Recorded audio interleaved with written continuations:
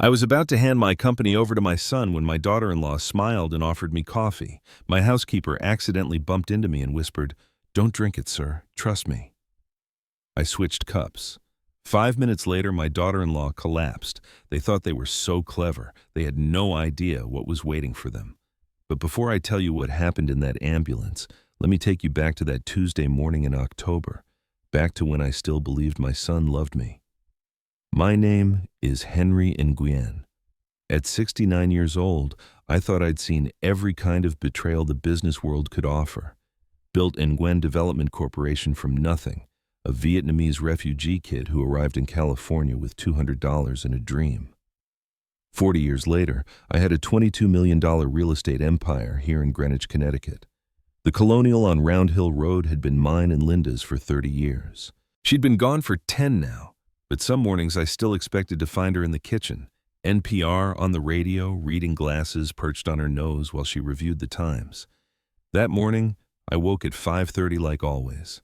The house felt different, too quiet, even for a house where only one man lived with his memories. Maggie Sullivan was already in the kitchen when I came downstairs at 6. She'd been our housekeeper for 20 years, started when David was still in college. Irish-American, early 60s, with steel gray hair always pulled back tight and hands that never stopped moving. Efficient, quiet, someone who understood that the best help was invisible help. Except this morning, her hands shook as she arranged the coffee service. I watched from the doorway. Maggie's routine never varied.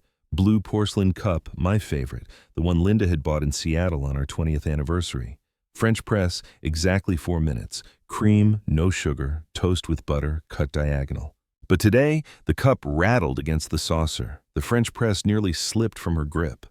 Her eyes kept darting to the window, then to the clock, then back to the coffee.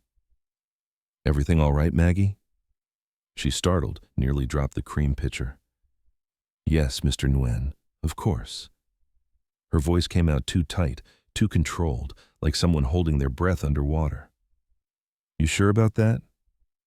"Just tired. Didn't sleep well." She set my coffee down, wouldn't meet my eyes. Her fingers lingered on the cup for just a moment, and I could have sworn I saw tears. 20 years. I'd seen Maggie bury her mother, celebrate her daughter's wedding, survive her daughter's childhood cancer, a neuroblastoma that I'd paid $400,000 to treat because insurance wouldn't cover the experimental therapy.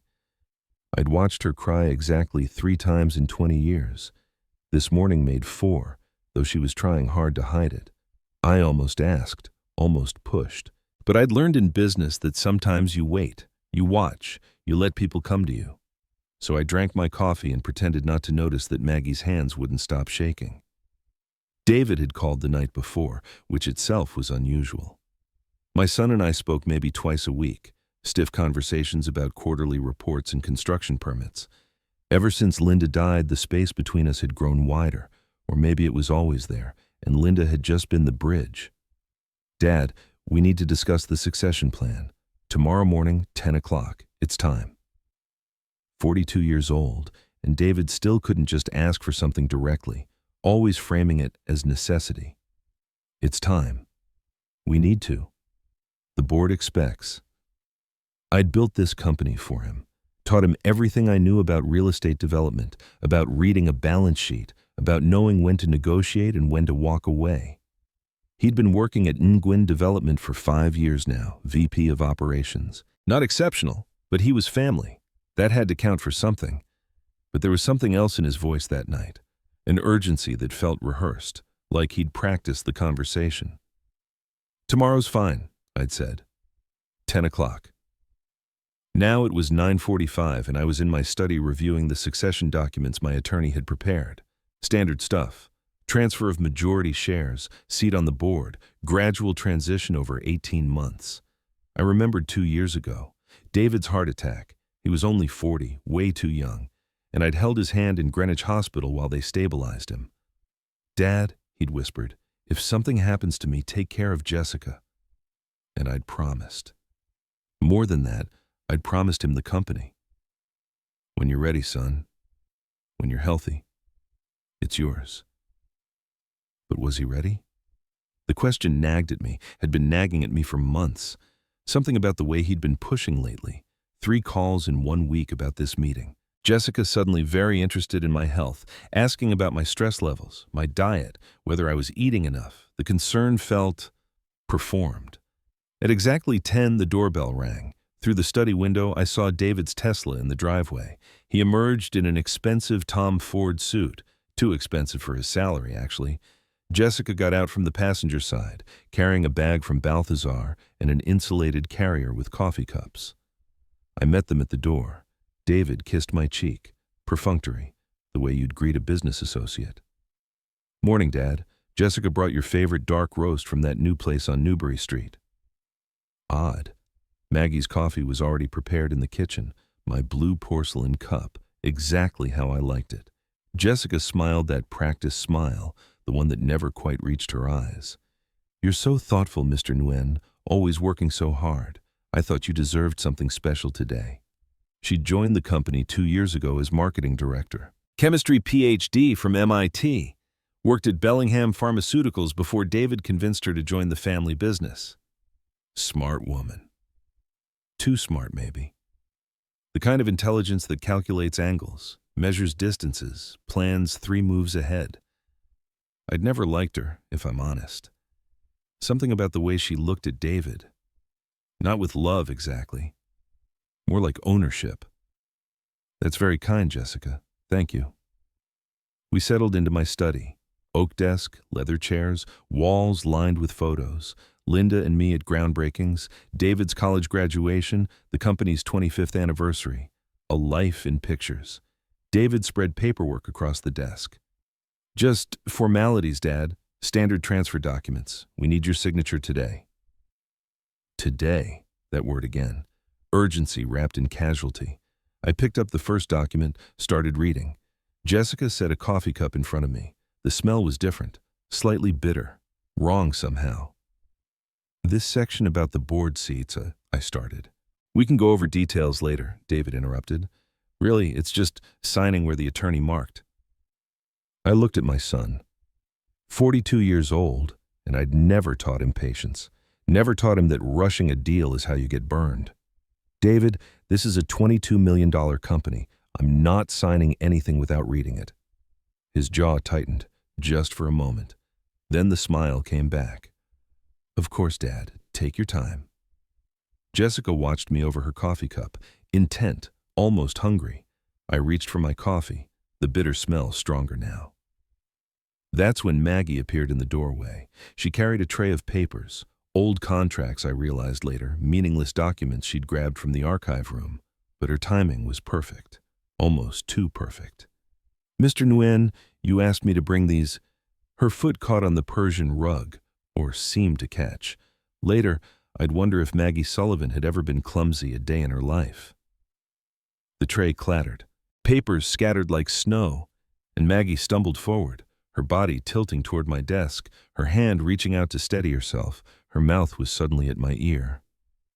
"Don't drink it, sir." A whisper, barely audible. "Please, just trust me." Her elbow knocked my arm. Coffee spilled across the mahogany desk, spreading dark across David's precious documents. "Jesus, Maggie!" David was on his feet. "I'm so sorry, Mr. Callahan. Mr. Nguyen, I'm so sorry." Maggie's voice broke. She bent to gather papers, knocked over more things. The brass pen holder, a stack of folders, creating chaos, I realized. Deliberate chaos. Jessica reached across the desk, grabbed one of the coffee cups. I couldn't tell which one anymore. They'd shifted in the confusion, and took a long drink. "God, Maggie, look at this mess." "I'm so sorry, Mrs. Nguyen." But Maggie wasn't looking at Jessica. She was looking at me. Her eyes held relief. 5 minutes of cleanup. David irritated, muttering about ruined documents. Jessica dabbing at coffee stains on her Chanel blazer. Maggie apologizing profusely, bringing towels, mopping up spills. And Maggie's warning echoing in my head. "Don't drink it. Trust me." What the hell did that mean? I studied the remaining coffee cups. Mine had spilled. Jessica had grabbed one and drunk it. The third sat on the credenza, untouched. Then Jessica went pale. It happened fast. One moment she was complaining about dry cleaning costs. The next, she swayed in her chair. "Honey, you okay?" David's hand on her shoulder.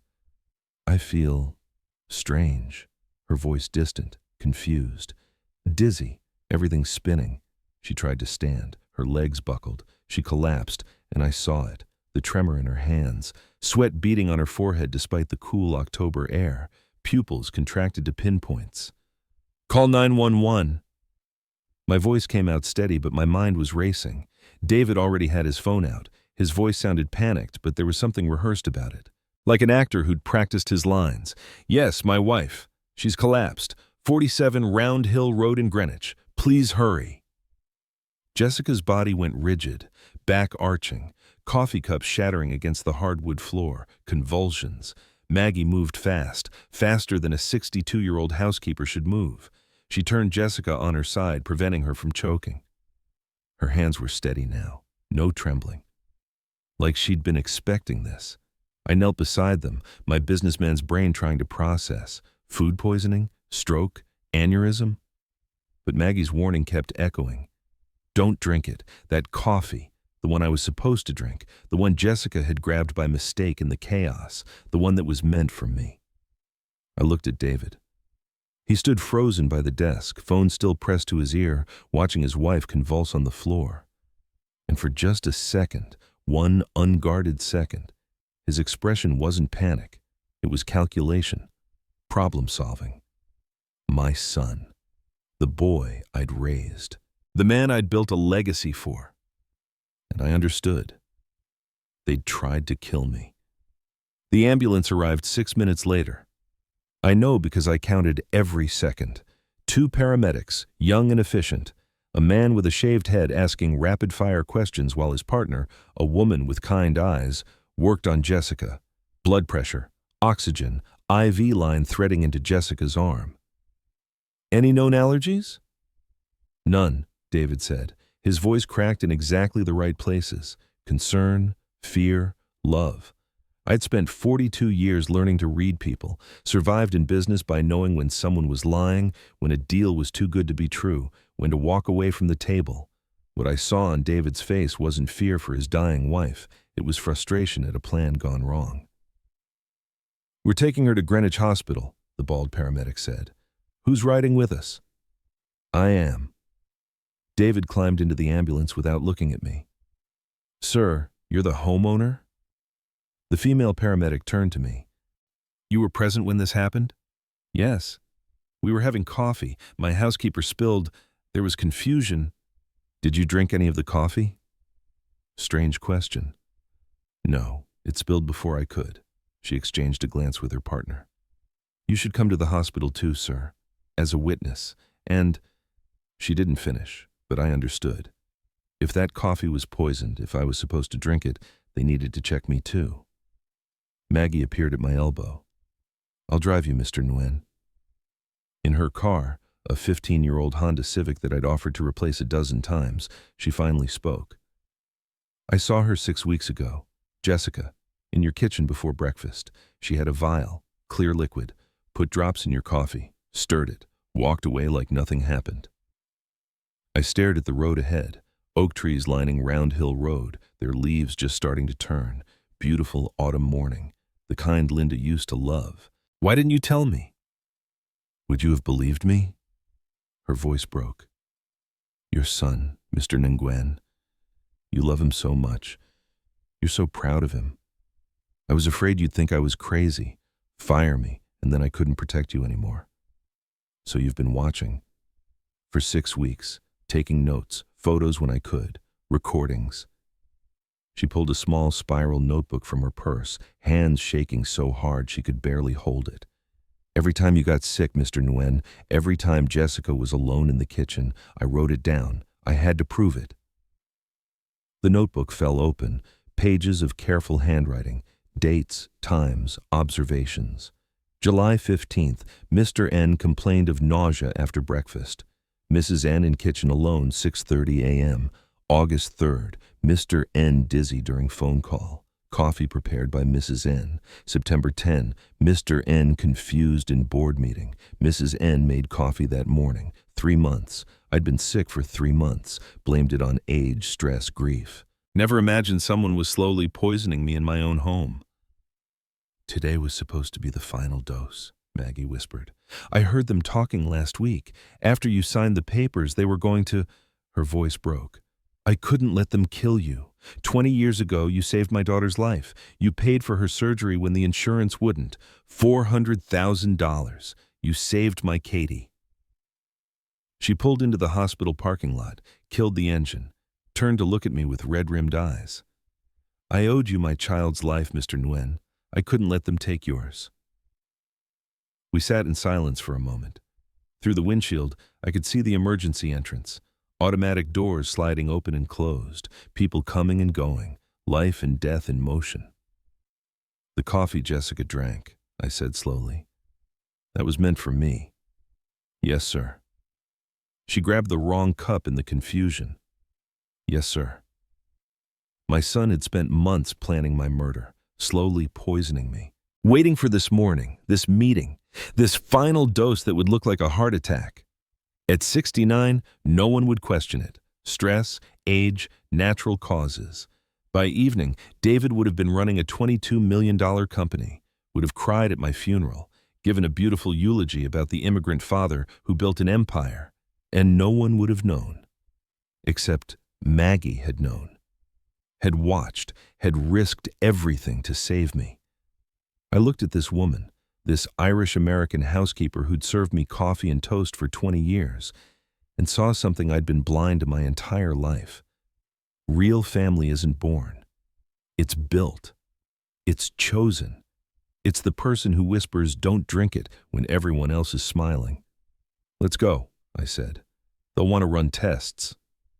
We walked toward those automatic doors together. Maggie's hand found mine, squeezed once. Behind us, the October sun climbed higher. Inside, my son was probably texting someone, destroying evidence, planning his next move, but he'd made one critical mistake. He'd underestimated the housekeeper. Greenwich Hospital's emergency entrance was 3 miles from home, but the drive felt like hours. My mind kept replaying that morning. Jessica's practiced smile, David's urgency, Maggie's shaking hands. The automatic doors hissed open. Inside, the ER smelled of antiseptic and fear. A nurse directed us to the waiting area. Industrial chairs, fluorescent lights, CNN playing on mute. David sat alone in the corner, phone pressed to his ear. I don't know what happened, he was saying, voice cracking perfectly. She just collapsed. We were having coffee with my dad and she just... Yes, Greenwich Hospital ER, thank you. He looked up, saw me. For just a moment, something flickered across his face. Not relief that I was okay. Something else. Disappointment? Then concern flooded back. The mask. Dad, thank God. Are you all right? I'm fine. How's Jessica? They won't tell me anything yet. They're running tests. He stood, ran a hand through his hair. The gesture looked rehearsed. Everything about him looked rehearsed. I don't understand what happened. She was fine this morning. Was she? I tried to remember. Jessica at breakfast? No, she hadn't been there. She'd arrived at 10 with the coffee, the special coffee from the new place on Newberry Street, the coffee that was supposed to kill me. Mr. Nguyen? A doctor appeared, late 40s, dark hair pulled back in a tight bun. Her badge read, Dr. Judith Chen, Emergency Medicine. I need to speak with you, privately. We moved to a small consultation room. White walls, anatomy posters, a desk cluttered with files. Dr. Chen closed the door, turned to face me with an expression I'd seen before, in boardrooms when a deal was about to go very wrong. Your daughter-in-law has acute arsenic poisoning. The words hung in the air. Clinical, precise, devastating. Arsenic. Yes, her symptoms, the rapid onset, pupil constriction, convulsions, pointed to poisoning. We ran a full toxicology panel. Arsenic trioxide. Lethal dose. Lethal. The room felt smaller suddenly. Is she going to survive? We're treating her with chelation therapy. The next 48 hours are critical.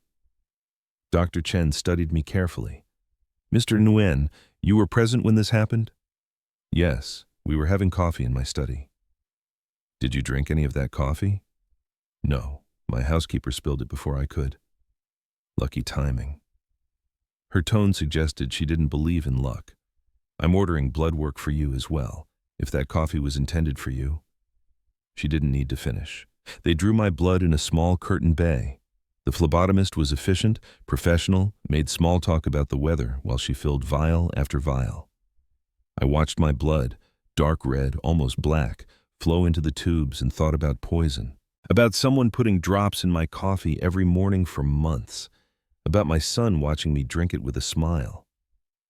Officer Rodriguez arrived while I waited for results. Young guy, maybe 30, with kind eyes and a notepad. Mr. Nguyen, I'm with Greenwich PD. Suspected poisoning requires law enforcement notification. I need to ask you some questions. David appeared in the doorway. Poisoning?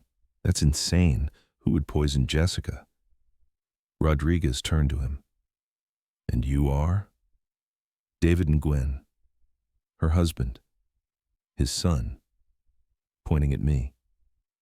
This is crazy. It must have been food poisoning or... Sir, I need you to wait outside. I'm her husband.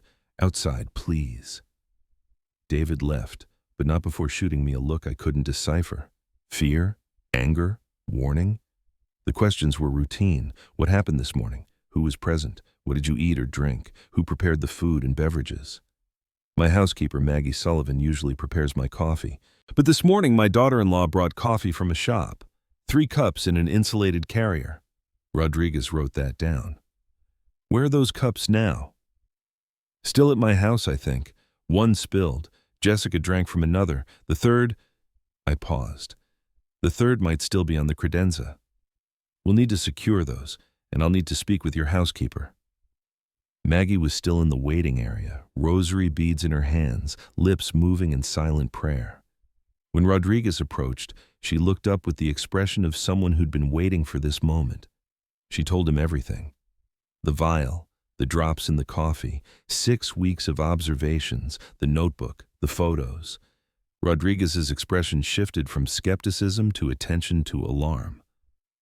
Ma'am, you're saying you witnessed Mrs. Nguyen poisoning her father-in-law?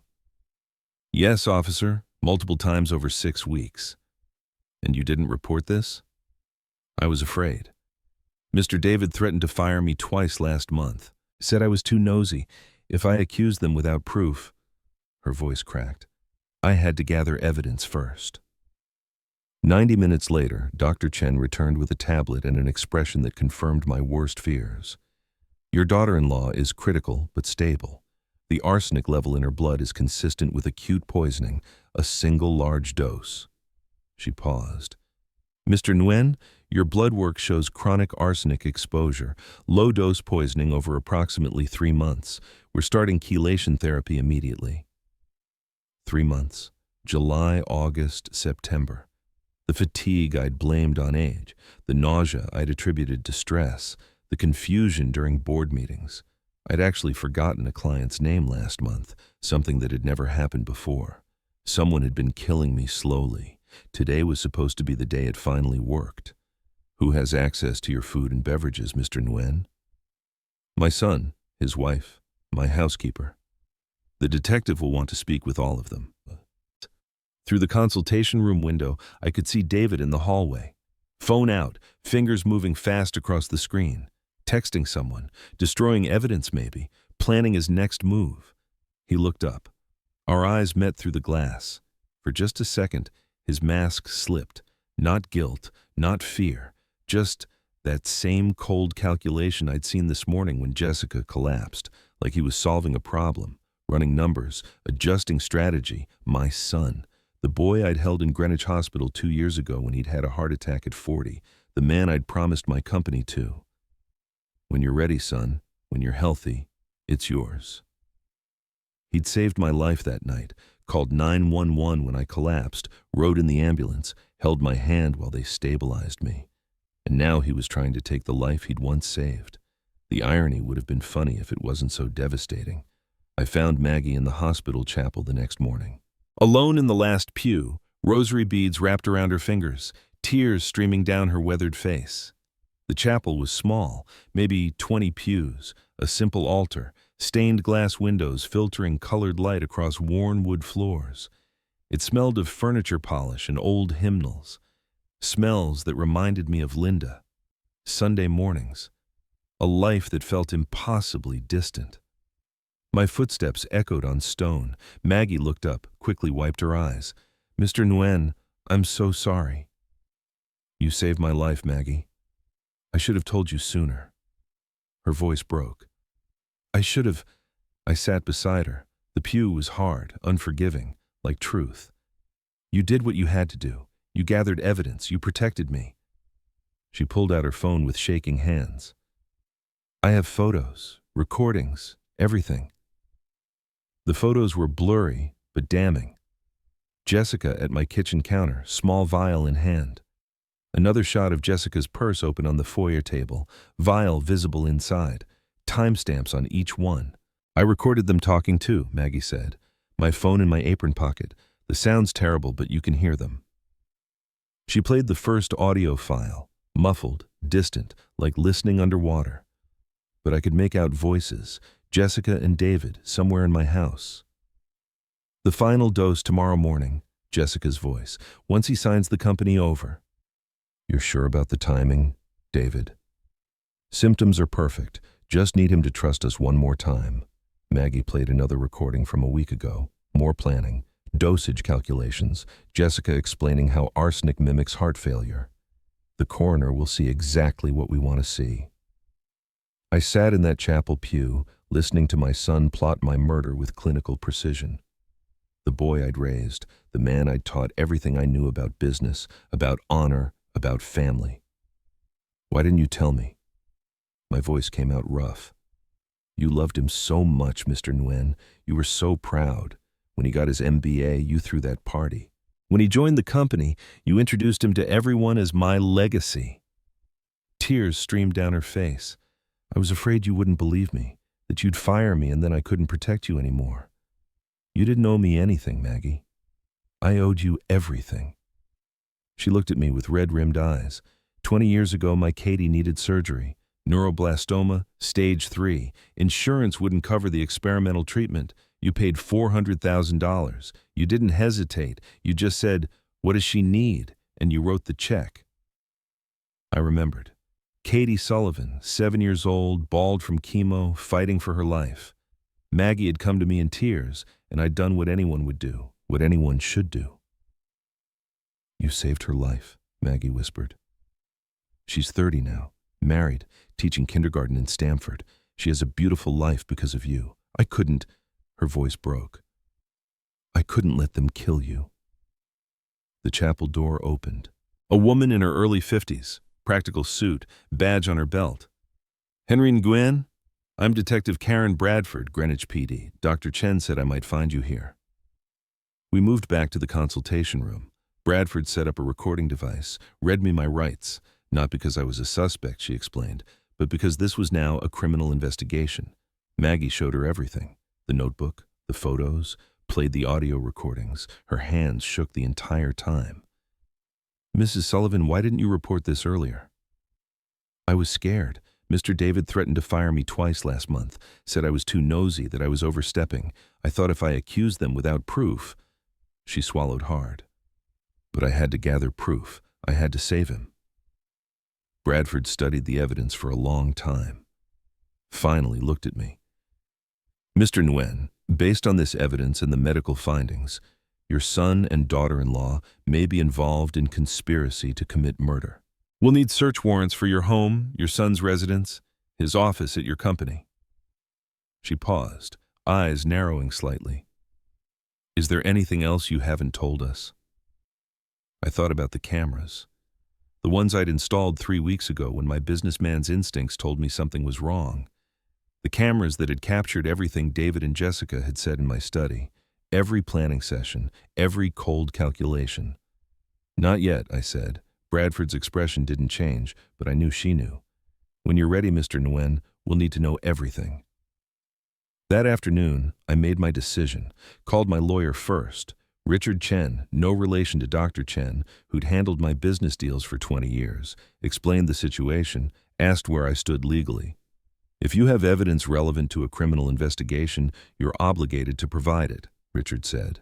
But Henry, why did you install cameras at all? Because my son called 3 times in 1 week about this succession meeting.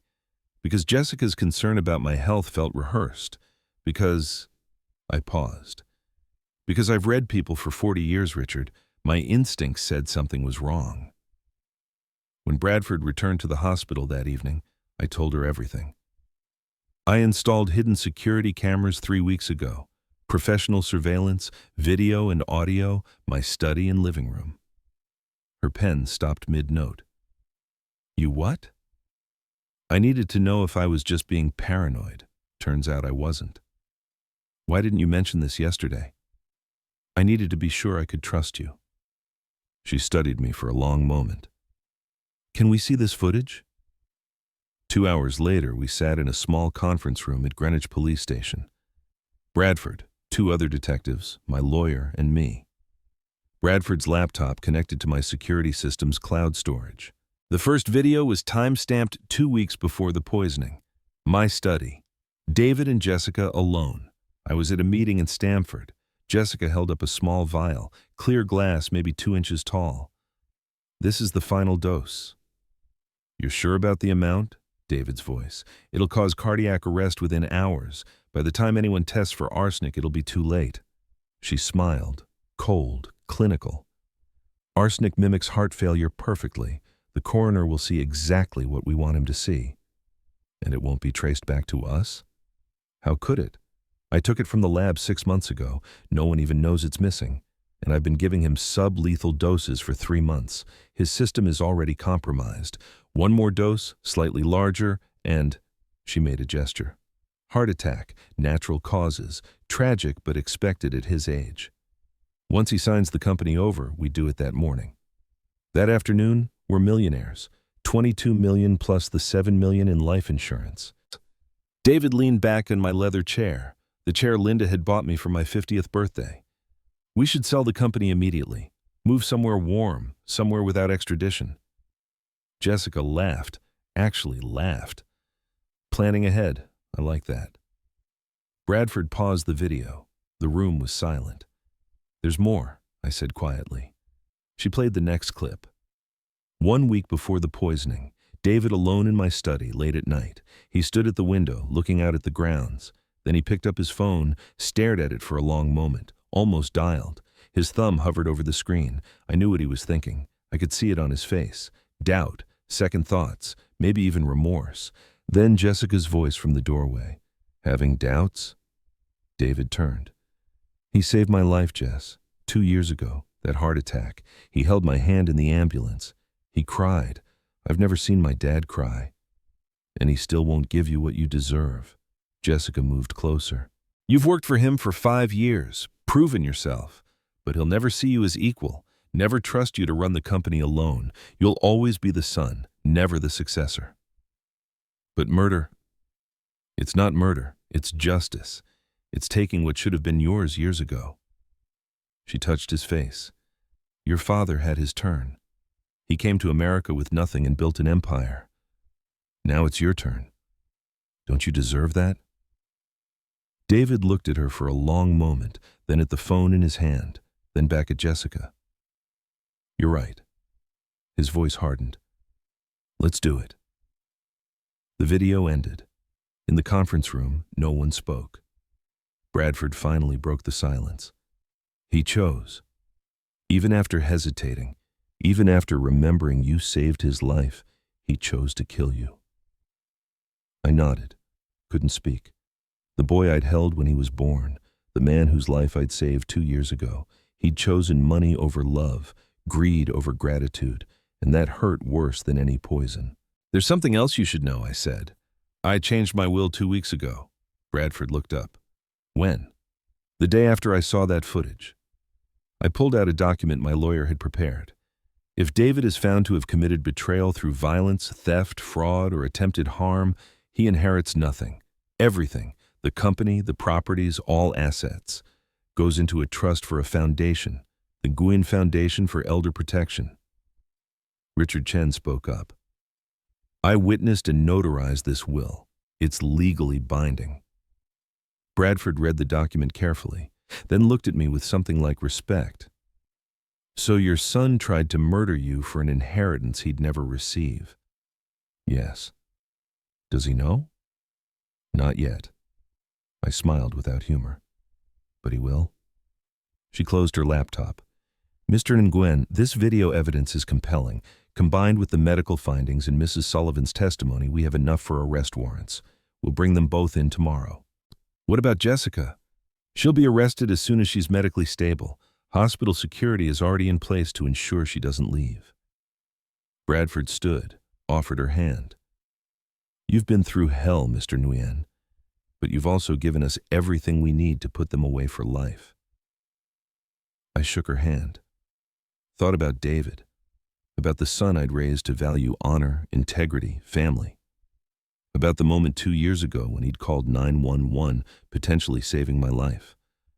About the moment 1 week ago when he'd almost called it off, almost chosen love over money. Almost. But in the end, he'd chosen to kill the father who loved him for $22 million he'd never receive. They say the best revenge is living well. I'd built an empire. I'd survived wars, market crashes, recessions, the death of my wife. I'd survived 40 years in the cutthroat world of real estate development, and now I'd survived my own son trying to murder me. Tomorrow, David would be arrested. The company he'd tried to kill me for would go to a foundation that would protect other families from people like him. The inheritance he'd spent 8 months planning to steal would save lives instead of enriching his. Justice wasn't just being served, it was being weaponized, and I was just getting started. Detective Bradford called at dawn. We're bringing them in now. I was already awake. Sleep had become impossible. Every time I closed my eyes, I saw David's face in that video, the moment he almost changed his mind but chose murder anyway. There's something else, Bradford said. A woman walked into the station last night, Lisa Roberts. Worked with Jessica at Bellingham Pharmaceuticals, says she has information about missing arsenic. Lisa Roberts sat in Bradford's office that afternoon, guilt carved into every line of her face. 43 years old, lab supervisor, hands trembling as she spoke. Last March, our inventory showed arsenic trioxide missing. About 50 grams. Jessica had been asking strange questions for weeks before that. What kind of questions? Bradford leaned forward. How long arsenic stays detectable in blood, what tests show it, whether heart failure symptoms can mask poisoning. Lisa looked at me, tears welling. When I saw her picture on the news, I knew. God help me, I knew it was her. Security footage from Bellingham showed Jessica in the restricted storage area on March 15th, 2 minutes inside, lab coat pockets noticeably fuller when she emerged, 6 months before she started poisoning me, half a year of planning. Bradford executed the search warrants that afternoon, simultaneous raids, my house, David's condo, Jessica's office at the company. They found the vial in Jessica's desk, locked drawer, hidden behind employee performance reviews, clear glass, quarter full, label removed, but forensics would match it to Bellingham's missing inventory. Financial analysis uncovered the embezzlement trail. $500,000 transferred from company accounts to David's personal account over 8 months. Small amounts, carefully structured, $5,000 here, $10,000 there. Started right after his heart attack, right after I'd promised him the company. The money had funded their lifestyle, the Tesla, designer suits, Stamford condo with harbor views, all stolen from the company David was supposed to inherit anyway.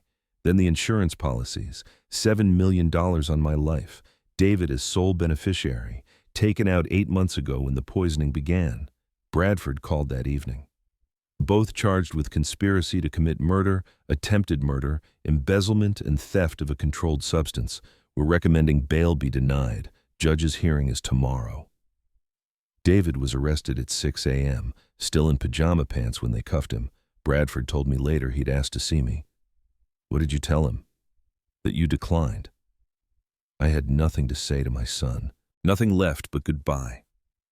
6 months later, Stamford Superior Court was packed. Media filled the back rows, sketch artists near the front, spectators drawn by headlines that had dominated Connecticut news. Son poisoned father for millions. David sat at the defense table in a navy suit I'd bought him last Christmas. His attorney, Richard Holloway, expensive and slick, whispered something. David nodded, then looked up and saw me. He tried for remorse, but I'd watched those videos too many times. The mask didn't work anymore. Judge Patricia Morrison took her seat. The jury filed in, 12 faces, 7 women and 5 men, ranging from 20s to 70s, regular people who would hear an extraordinary story. Prosecutor Rachel Thornton stood. "Your Honor, the state is ready." "Let's begin." Thornton was methodical. Outlined the charges: systematic poisoning over 3 months, embezzlement, insurance fraud, conspiracy to commit murder. Her voice calm, factual, devastating. "The evidence will show that David Nguyen and Jessica Warner spent 8 months planning to murder David's father, not in passion, not in self-defense, but coldly, methodically, for money. They poisoned him slowly, watched him suffer, and waited for the perfect moment to deliver the final dose." She paused. "They would have succeeded, except for one person who refused to look away." The courtroom went dark. A screen descended from the ceiling, 20 feet high. "You're about to hear the defendants in their own words." The video played. My study, 2 weeks before the poisoning. Jessica's voice filled the courtroom. "This is the final dose. It'll cause cardiac arrest within hours." David: "And it won't be traced?" Jessica: "I took it from the lab 6 months ago. By the time anyone tests for arsenic, it'll be too late. Arsenic mimics heart failure perfectly." A juror gasped. Others leaned forward.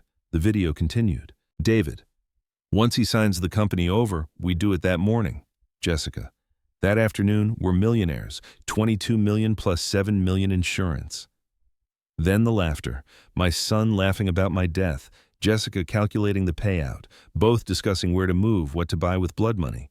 When the lights came up, the courtroom felt different. Heavier. Like everyone had witnessed something that changed them. Holloway objected. "Illegally obtained, Your Honor. In his own home," Thornton countered. "Perfectly legal in Connecticut." "Motion denied," Judge Morrison said. Maggie took the stand. Navy dress, hands clasped tight. She described 20 years of service. The morning she saw Jessica with the vial, why she'd waited to report. "I was afraid Mr. Nguyen wouldn't believe me, that David would fire me and I couldn't protect him anymore." Her voice shook. "But I had to gather proof. I had to save him." Why was that so important? Tears streamed down Maggie's face. 20 years ago, Mr. Nguyen saved my daughter's life. Cancer, experimental treatment. He paid $400,000. He saved my Katie. She looked at the jury. "I couldn't let them kill him. I owed him my child's life." Applause erupted. Judge Morrison let it continue briefly before restoring order. David stared at Maggie with pure hatred. Lisa Roberts testified next. Missing arsenic, Jessica's suspicious questions, security footage showing Jessica in restricted storage, each piece building on the last, the financial analyst, the insurance investigator, every witness tightening the noose. The prosecution calls Henry Nguyen. I walked to the stand. Swore the oath. My hands shook, but my voice stayed steady. "Tell the jury about your relationship with your son," Thornton said gently. I looked at David. He was staring at the table. I raised him to value honor, integrity, family. I taught him everything I knew about business. My voice cracked. Somewhere along the way, I failed. I don't know when or how, but I failed him. "Mr. Nguyen, the poison wasn't the worst part." I turned to face David directly. He finally looked up. "It was watching you smile at me every day while you planned my murder, sitting across from you at breakfast, discussing the business we were building together, and all the while, you were killing me." The courtroom was silent.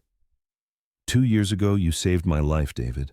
Heart attack. You called 911, rode in the ambulance, held my hand. My voice broke. I promised you the company that night, but you couldn't wait. so the son who saved my life decided to take it instead. I looked at the jury. You didn't just try to kill my body, David.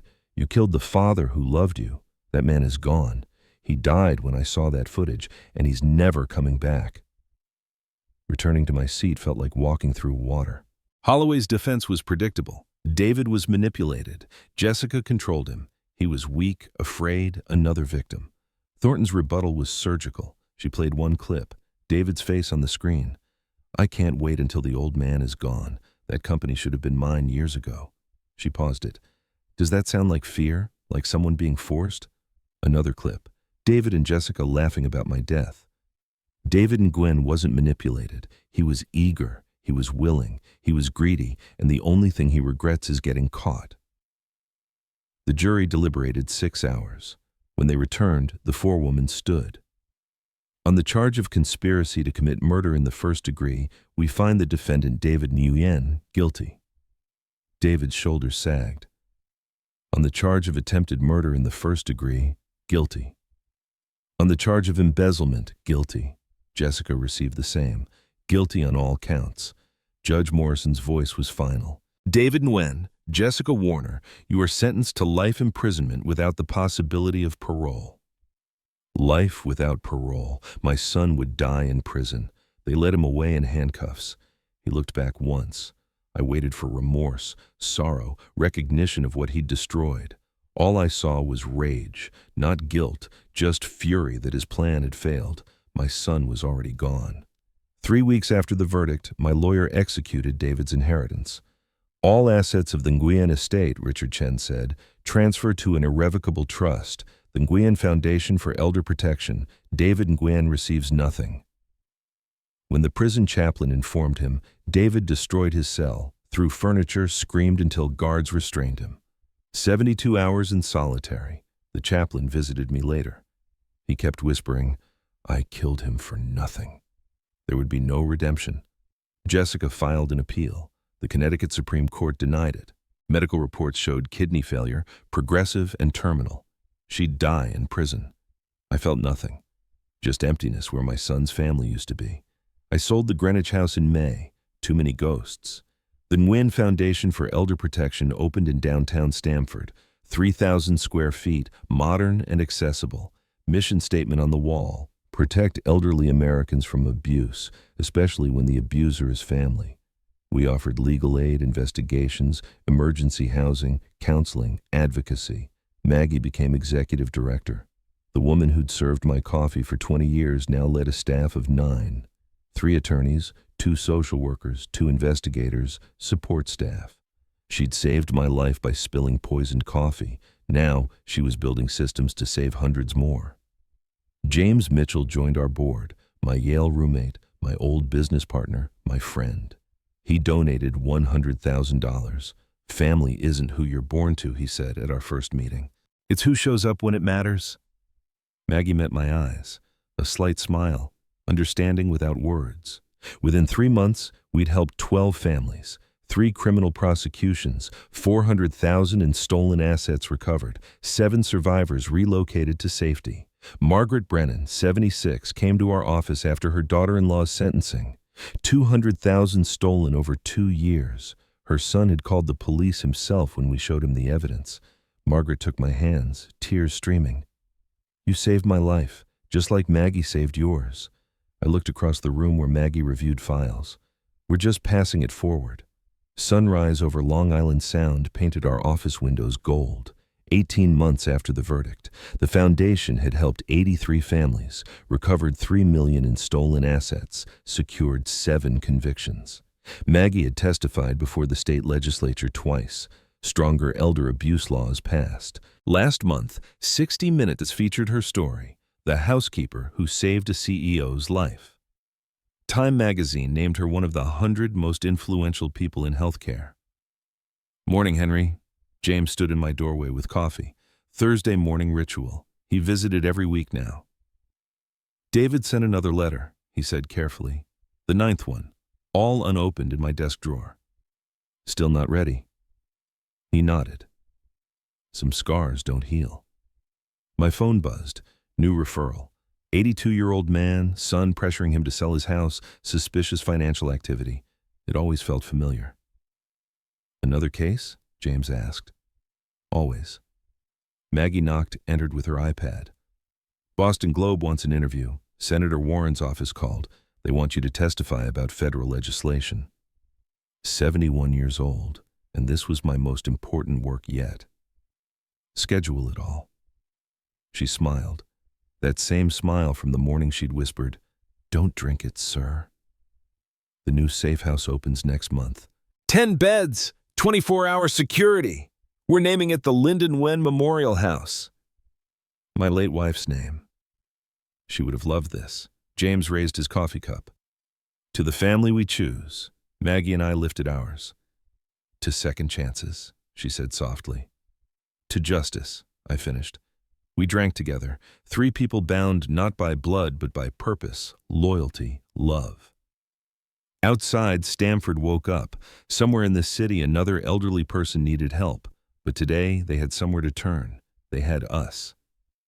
I looked at James, my friend for 47 years, at Maggie, who'd risked everything to save me, at the foundation we'd built from ashes and betrayal. Real family isn't born, it's built. It's chosen. It's the person who whispers a warning when everyone else smiles. The friend who brings coffee every Thursday. The work you do so others don't suffer what you survived. David was in prison, would die there. Jessica too. And me? I was here, building something that mattered.